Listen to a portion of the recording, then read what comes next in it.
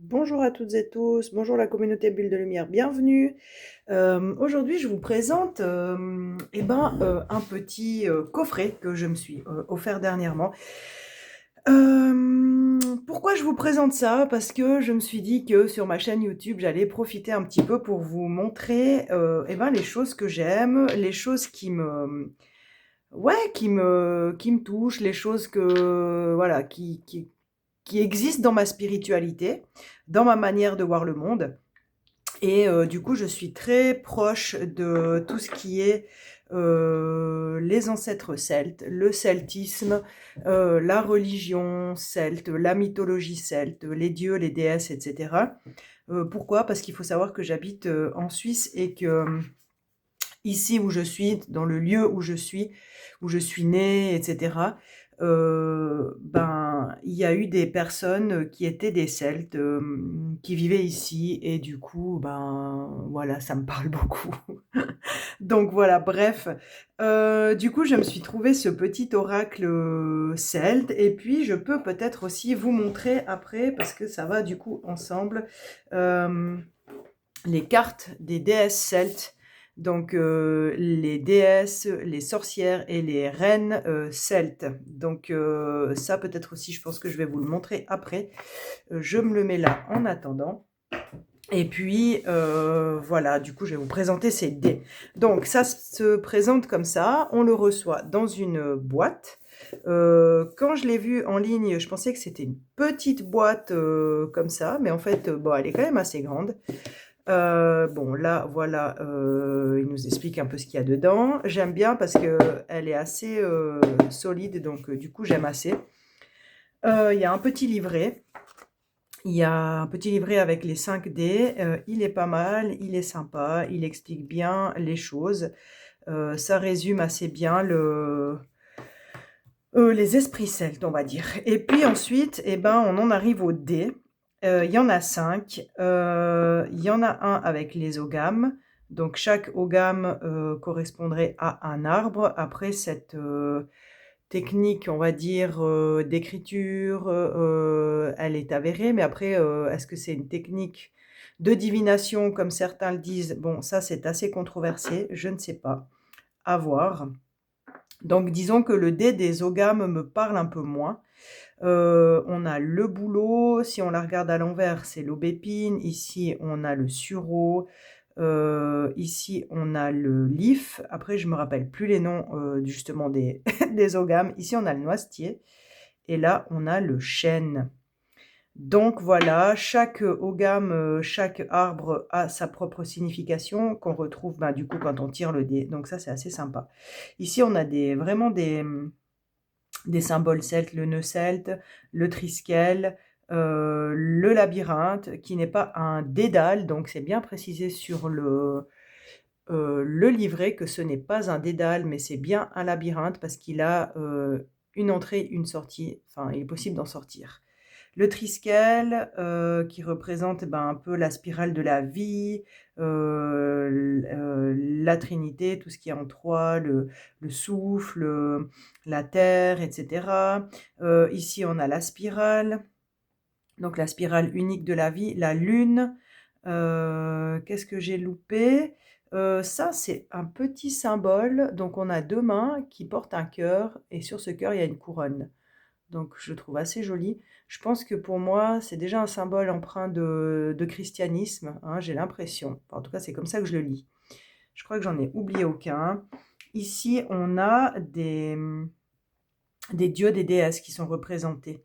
Donc ici, on a l'abondance avec Epona, apparemment. Epona serait une des déesses de l'abondance celte. Ici, on a bien sûr la croix de Brigitte, la déesse du foyer, de la forge, de la transformation, etc. Ici, on a Cernunnos ou Cernunnos, que moi je vois aussi comme le dieu, le dieu de la nature. Ici, qui c'est qu'on a ici déjà avec ce couteau? Là maintenant, ah oui, c'est le roi. Je ne sais plus comment il s'appelle, mais ça représente le roi blessé. Voilà, le roi conquérant, mais qui a été blessé dans sa quête, en fait. Et puis ici, on a les 2 lances de Louf, je ne sais pas comment vous le prononcez. Loug, moi je le prononce Loug, donc le dieu de la lumière. Et puis ici, qui c'est qu'on a ici avec ces petites fleurs? Haha. Bah dis donc, je me rappelle plus quelle. Je pense que c'est une déesse. Ah oui, c'est comment on prononce? Credelweg, quelque chose comme ça. Je vais vous la montrer après parce qu'elle est dans cet oracle. Donc voilà, et puis elle, c'est la déesse qui représente les femmes blessées, c'est la déesse Fleur.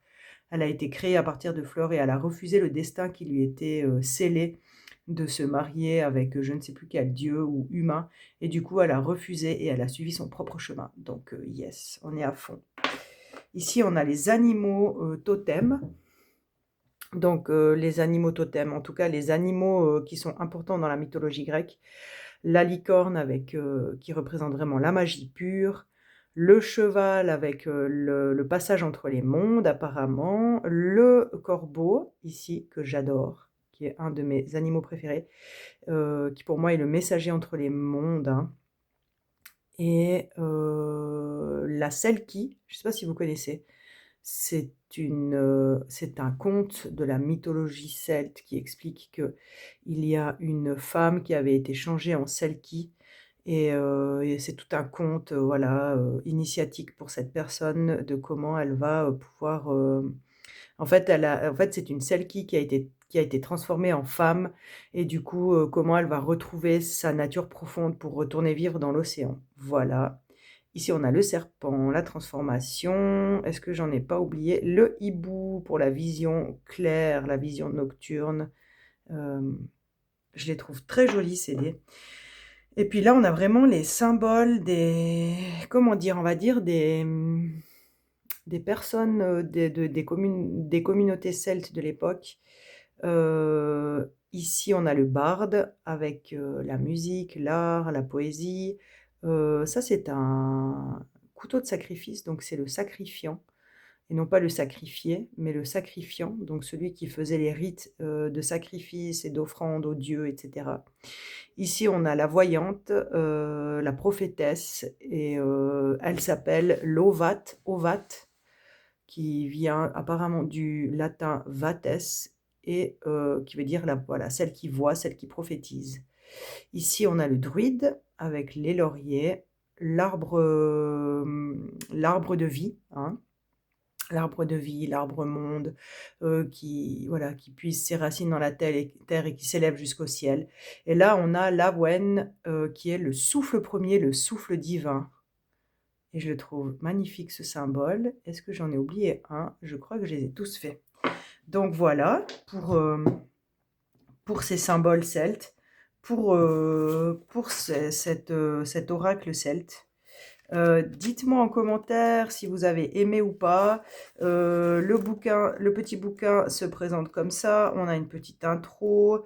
Ben voilà, il nous dit qu'est-ce que c'est les dés, de quoi vont nous parler les dés, comment utiliser les dés, comment voilà, choisir sa question, le tirage complet avec 5 dés, le tirage à 3 dés, le tirage à 1 dé. Comment le tirage à 2 dés, enfin voilà, comment ça fonctionne tout ça. Et puis après, on a ici par dés les symboles qui sont expliqués, nommés et expliqués. Donc voilà. Et le roi, c'est Nuada, le roi blessé, le porteur de l'épée sacrée. Et puis la déesse, ici, c'est Blodeuwed. Blodeuwed. Bon, j'ai un super accent, j'imagine. Yes. D'ailleurs, on va la retrouver, cette déesse, ici, dans l'oracle celte. Alors, je l'ai en anglais parce qu'apparemment, il n'est pas encore en français. Donc, bon, très jolie boîte, j'aime bien. En dur, donc solide, qu'on peut emmener partout. Le petit bouquin qui nous explique chaque carte. Donc c'est dans l'ordre alphabétique, on a à chaque fois l'explication de qui est la déesse ou enfin la femme, ou la femme, la déesse, la reine, la sorcière représentée. Ensuite, on a une petite prière pour appeler cet archétype, cette déesse. Et qu'est-ce que ça vient dire dans le tirage, si elle sort? Qu'est-ce que ça vient dire ici, aujourd'hui, maintenant, pour nous? Et puis la prière pour honorer cette déesse, cette reine, etc. Je vais boire une petite goutte, je me suis fait un petit café. Donc voilà, et puis je vais vous les montrer. Elles sont vraiment, je les trouve vraiment très belles. Je les trouve assez épurées et puis assez représentatives quand on lit la description de l'esprit ou de la déesse qui est représentée. Je trouve que bah, c'est tout à fait raccord avec l'image. Donc je vous les montre. Je ne sais pas si vous les connaissez. Donc ici on a Branwen. Désolée pour la prononciation, hein, mais bon, je ne vais pas m'en faire un complexe. Ici, on a Joan de Wad. Donc, ça, c'est les... Comment on appelle ça? Les pixies, là, les petits lutins. Donc, j'aime beaucoup parce qu'on a une représentation différente de ce qu'on pourrait s'en faire, des fois, de tout ce qui est bah, les êtres élémentaires, en fait, hein, les êtres fantastiques. Typiquement, les lutins, ben... Voilà, on aurait peut-être, moi, enfin, j'aurais pas eu idée que le lutin puisse être représenté comme ça. Et apparemment, c'est la reine des lutins, donc apparemment, bah, c'est pas quelqu'un qu'on va embêter facilement, quoi. Ici, on a Artio, et j'aime beaucoup Artio parce que, en fait, c'est une déesse qui était vénérée, c'est la déesse ours, et c'est la déesse qui était vénérée notamment chez les Celtes, chez les Helvètes. Donc, il faut savoir que les Helvètes étaient un peuple celte que l'on trouve dans l'actuelle Berne, Suisse, où il y a la capitale. Et du coup, bah, c'est de là que viendrait le symbole de Berne, donc l'ours. Et cette déesse, elle était vraiment vénérée par les Helvètes. Et, par exemple, bah, moi où j'habite, c'était pas les Helvètes, c'était les Nantuates, bien que mon coin fasse partie maintenant de la Suisse.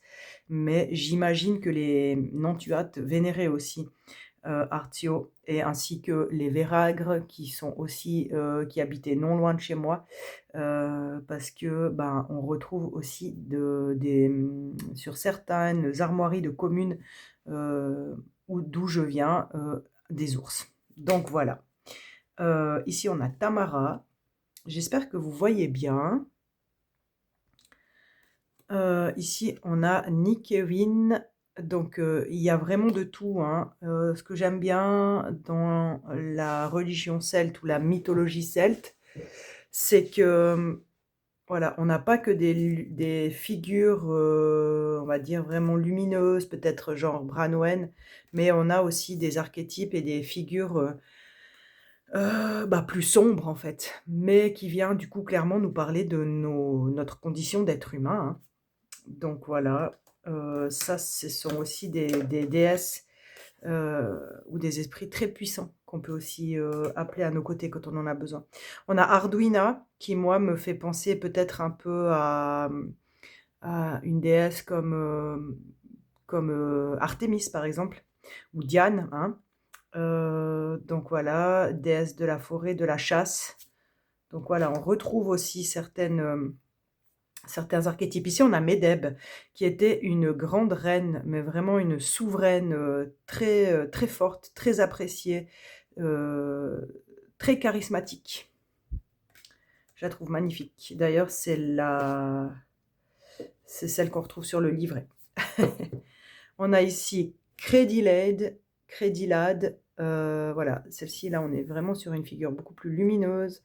Il y a des figures, je trouve, qu'on retrouve un peu dans Marie, hein, Marie dans la religion chrétienne. Ici, on a Coventina, qui est la déesse et l'esprit des lieux, des rivières, des sources, mais surtout des sources d'eau et de l'eau de guérison. Donc, super important. Danu ou Dana, qui pouvait aussi être appelée Anu ou Anna, qui est donc la déesse mère, la déesse terre, la déesse mère, la déesse de toutes choses, hein, quand on dit les Tuatha des Danann, les enfants de Dana. Donc c'est cette déesse mère primordiale qui porte toute chose ici-bas, en fait. Ici, on a Sulis, hein, que je trouve qu'on pourrait retrouver pas mal raccord avec Marie, justement. Sulis, qui est aussi une déesse liée à l'eau purificatrice, à l'eau de protection, à l'eau de guérison, hein. Il y a plusieurs déesses qui sont comme ça reliées à l'eau ou à la forêt, à la nature. Enfin voilà, c'est voilà. Ici la Morrigan, donc ça c'est une figure qu'on connaît peut-être un peu mieux ou un peu plus, dont on entend un peu plus parler. Euh, c'est la déesse qui se trouve sur les combats. Donc on pourrait dire c'est une déesse guerrière. C'est celle qui vient prendre des vies aussi au combat. Et c'est une déesse qui est très redoutée. Et elle a 2 sœurs d'ailleurs avec qui elle œuvre. D'ailleurs, on va essayer de les trouver, les 2 sœurs. Ici, on a Ragnell. Et je la trouve aussi très belle, cette carte. On a Damona. C'est aussi alors en lien avec les eaux, la transformation, hein, ici avec le serpent, la guérison, la transformation. Aussi une figure que j'aime beaucoup. Et on a la vieille mère, hein, dit Elder Mother. Ouais, elles sont super belles. Elles sont vraiment fines, je trouve, dans les dessins. Ici, on a justement Epona, hein. Donc, Epona, pardon, je fais du bruit. Epona, elle doit être par ici avec la corne d'abondance. On avait dit qu'elle était en lien avec cette corne d'abondance, hein. Elle a un bol ici. Ouais, cette carte, elle est très belle. On sent vraiment une force, hein, dans cette déesse. Ici, on a Boudica. Alors, Boudica, c'était une femme guerrière, une femme de clan, une chef de clan, une reine celte. Et elle a une histoire tragique. Quand les armées romaines sont arrivées, elle a vraiment été mise à mort par les armées romaines. Et elle avait des filles qui ont toutes été malmenées par les armées romaines. Je ne sais pas s'il y a des mots qu'on n'a pas le droit de dire sur YouTube ou quoi. Mais en tout cas, je pense que vous m'avez compris. Enfin voilà, elles ont vraiment été, ces filles ont été, et elles-mêmes ont été vraiment victimes de crimes de guerre, hein, assez violents. Et cette Boudica faisait vraiment peur aux armées romaines parce qu'elle-même n'avait peur de rien et elle n'avait rien à perdre. Et du coup, c'était une très grande combattante. Donc, ouais, ça peut être, c'est vraiment l'archétype de la guerrière, mais de la femme, ouais, de la femme bafouée, de la femme maltraitée, malmenée, hein, qui a vécu des exactions et qui s'est battue jusqu'au bout. C'est vraiment de ça que vient nous parler Boudica. On a l'Achaïque, donc la vieille sorcière, comme on dit. C'est une figure d'une sorcière hyper puissante. Je vous invite à aller vous renseigner sur l'Achaïque. Ouais, c'est vraiment une grande figure, très forte, très puissante, magique, qui peut faire peur. En tout cas, qui peut faire peur aux hommes. Et puis qui est vieille comme le monde. Et ouais, c'est une figure de protection pour les femmes. On a Brigitte, donc on avait ici voilà, la croix de Brigitte, et là ici on a Brigitte, donc qui est la déesse des forgerons, de la forge, des artisans, du foyer et d'autres choses aussi, de la guérison. Ici on a Miss, qui est vraiment un esprit de la nature, que moi je pourrais qualifier d'esprit assez primordial de la nature. Et, Miss, c'est vraiment cette part sauvage qui est vraiment en chacune de nous, hein, et en chacun de nous d'ailleurs. Et du coup, ouais, c'est quelque chose qui vient nous ramener un peu à nos instincts primaires, hein.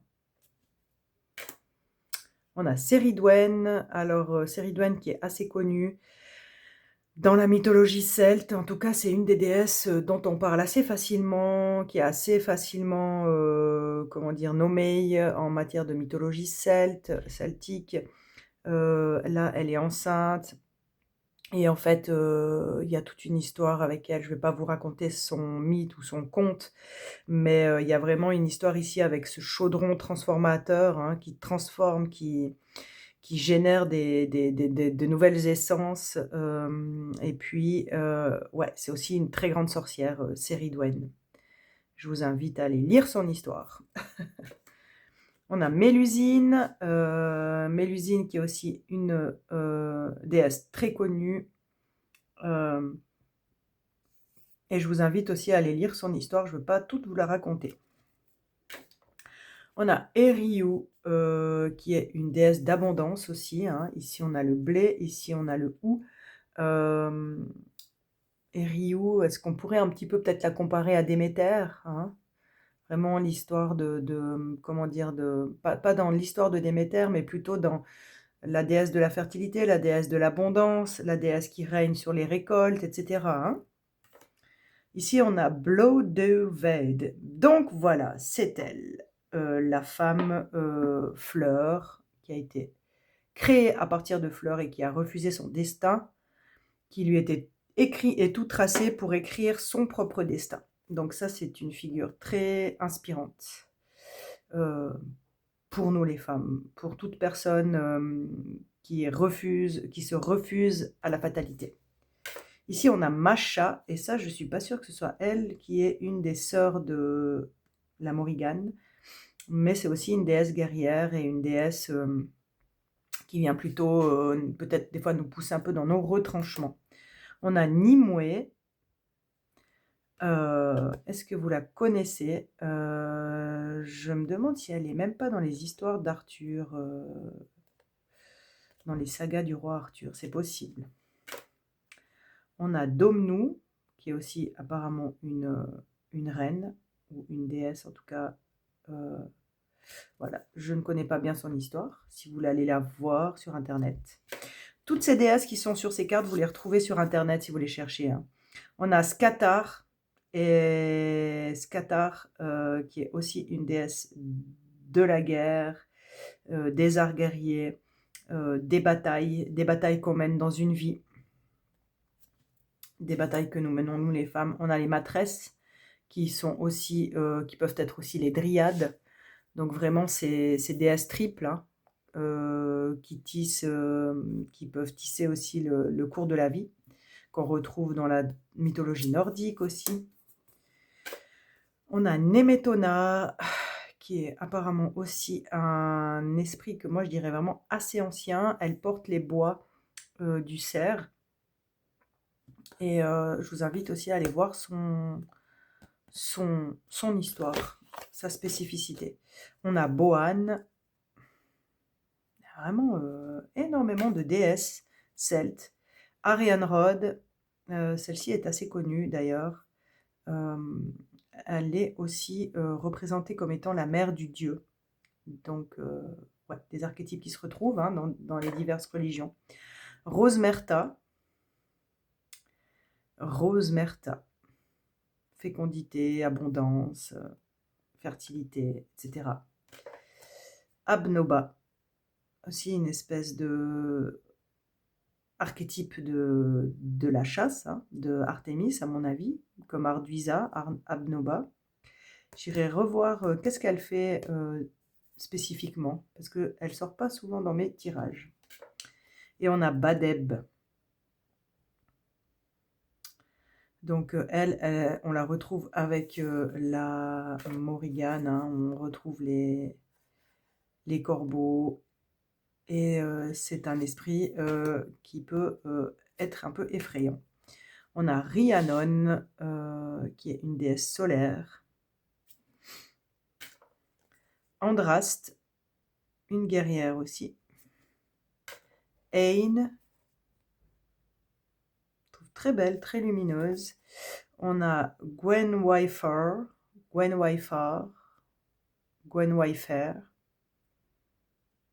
c'est un esprit assez éthéré, hein, pour le coup. Et puis Olwen, plutôt une déesse du printemps à mon avis là. Donc du coup voilà, voilà ce que je pouvais vous présenter sur bah, sur ce que j'ai sur tout ce qui est lié au celtisme. Je peux aussi vous montrer, vous présenter, j'ai ce livre donc, qu'ils ont nommé ici la Bible celte, qui est en fait les 4 branches des mythes, des récits médiévaux, des mythes gallois en fait. Donc voilà, il faut savoir qu'il y a plusieurs écrits sur la mythologie celte, et ça c'est un des écrits, et c'est vraiment, comment dire, ils ont vraiment bien gardé comme à l'époque, donc c'est une lecture qui n'est pas super super facile, hein. C'est peut-être plus simple d'acheter un livre vraiment sur les mythes ou les contes et les mythes celtes, et qu'on retrouverait ce qu'il y a là-dedans, mais de manière plus digeste, on va dire.